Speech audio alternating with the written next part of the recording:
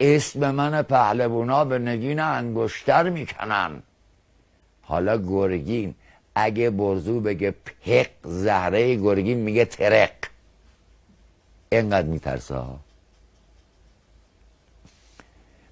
برزو یه نگاهی کرد، گفت یه خودی بی جلوتر. گفت این اسب هیکل من جلوتر نمیکشه، اگه راست میگی تو بیا جلو.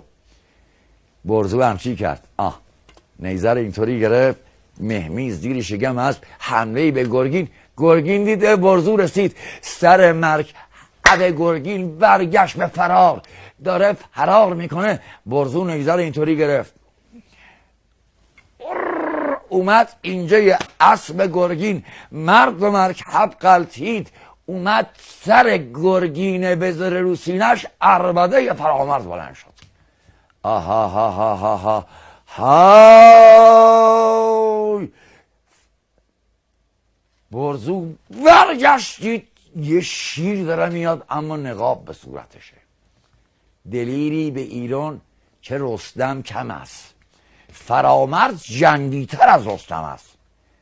فرامرز کسی دست به تیغ میکنه، کسی از زیر شمشیر فرامرز سالم جون به در نمیبره. چنون تخصص داره به شمشیر زدن.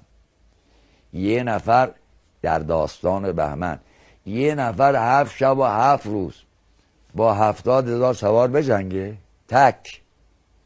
چی میخورده؟ خون میخورده. شمشیر خونی میکشید زبونش، خونا رو قوت میداده. اون جنگ فرامرز با بهمن، داستان آذربرزین بهش میگن.